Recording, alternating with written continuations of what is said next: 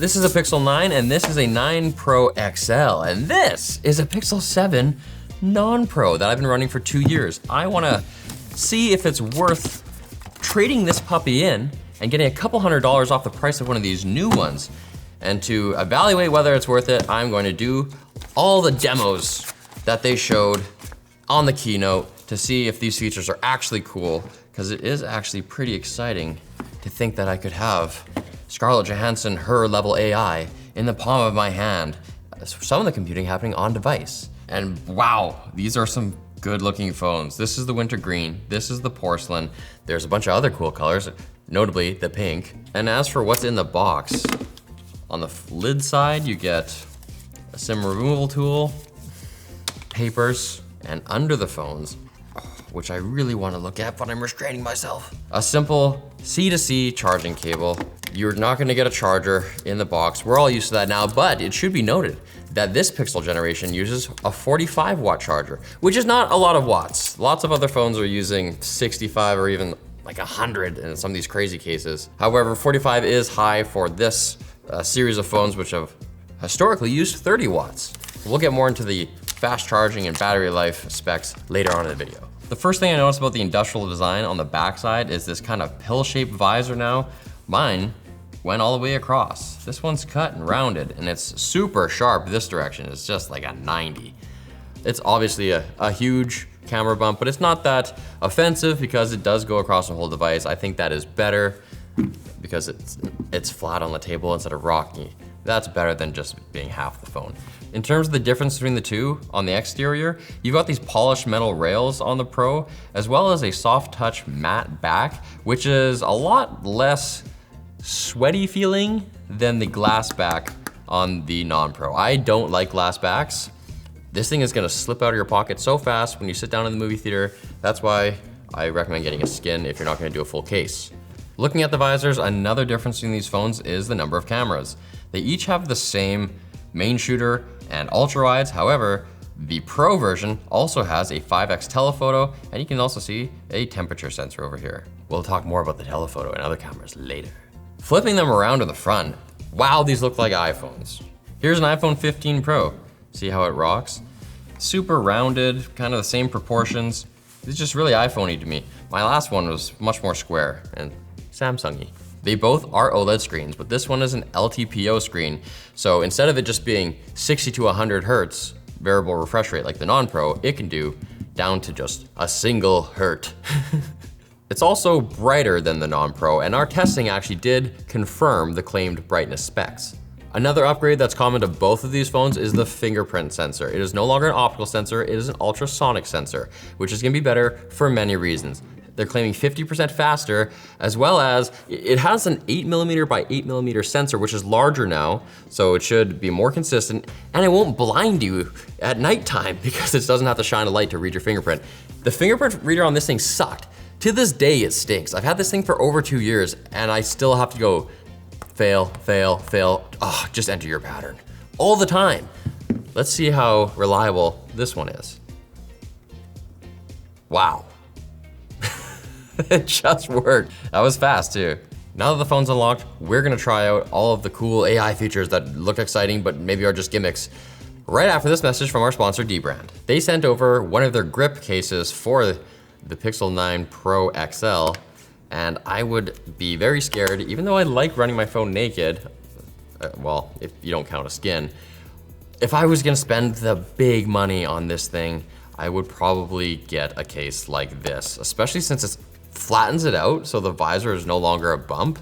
That honestly is a big improvement. Oddly enough though, the case is actually thicker at the top. Oh, it gets wider at the top to protect the camera. If you look at it this way, you can see the lip along here widens over here so that if it falls like this, it doesn't fall directly on the camera. The buttons are so tactile. It's got punch outs for the mics and for the speakers and the ports. Imagine you have to take the case off to charge. No, you don't have to do that. It's a durable and grippy case. Thing just is glued to your hand. And see that symbol inside? That means MagSafe. For the front side, they do have screen protectors on offer as well, so check out shortlinus.com, and yes, I can say that, I'm 5'9". Okay, so for all my demos, I wanna do them on the non-Pro because I figure if they work with this thing, with this 12 gigabytes of RAM. Surely it'll work with this thing, and it's 16 gigabytes of RAM. Holy Apple, give people RAM. I'm really excited for the new Add Me feature, so you just scroll over to it in the camera app. And now I give this to my friend to take a picture of me. And now we can see the results. There we are. I mean, your arm is gone. What is that? Mixed results, I guess. I wonder if I could generative fill that in though. That's another part of this whole package. They had Magic Eraser before, now they have Magic Editor. Edit. Magic Editor button. Please back up this photo to use Magic Editor. Oh, they're always trying to get you to back up, those jerks. All right, here we go.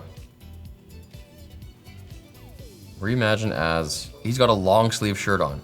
Whoa, basically looks like there's a cushion. There's like, they added a cushion to your hand, which actually is an improvement. It's nonsensical, but at least it's not like a gaping hole.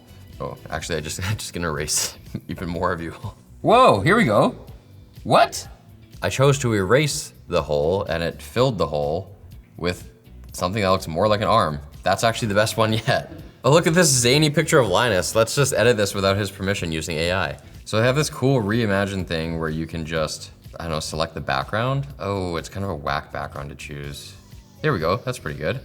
We'll reimagine that to be space full of stars and nebula. Look at that, there's Linus in space with like an ironing board behind his head or something. So much room for creativity. Pixel Screenshots is an app, but now there's AI features we can turn on. Search your screenshots with on-device AI. Let's do it, because man, it can be hard to find an old screenshot of like a receipt or something.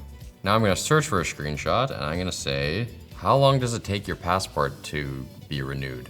And there it is. I mean, not a really super hard task since it has the word passport right in the image, but let's see if I can do it based on another thing like, show me a screenshot that is white. Couldn't do it.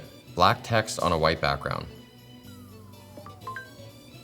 Couldn't do it. Got some limitations. Let's try the next thing. In Keep, there's now this magic list function. Here it's saying, help me create a list.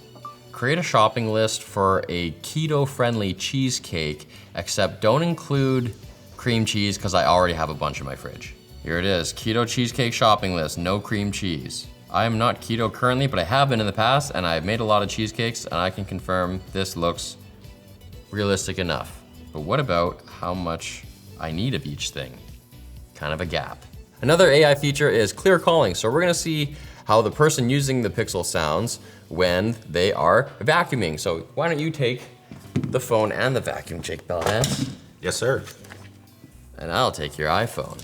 I'm vacuuming outside, just vacuuming the sidewalk. You're vacuuming right now? I'm vacuuming right now. I'm gonna stop talking and you can see if you can hear it. I still Can you hear me vacuuming? No, not at all. I'm vacuuming. That is actually awesome. That's amazing. Compare that to this other recording where it's off. I'm talking and I'm vacuuming. Google did announce another feature called Call Notes that I wanted to try. You would get to it during a call by hitting the More button and pressing the button right there for it, but it's not available. It might be because we're in Canada, but unfortunately we can't use it. It doesn't just transcribe your call, it actually gives a summary. So for that call, it would have said something like, Jake is vacuuming and describes the quality of the call to James. Something like that. This is actually a feature that iOS 18 is gonna have as well. So those of you on the beta might be using it already. I'd love to show you, but I'm thoughy. Next, I wanna see how sweet the video quality is when I'm zoomed into 5X on the Pro model. So let's hit a video. Let's look at these beautiful gentlemen over here. Boom. I'm zoomed in.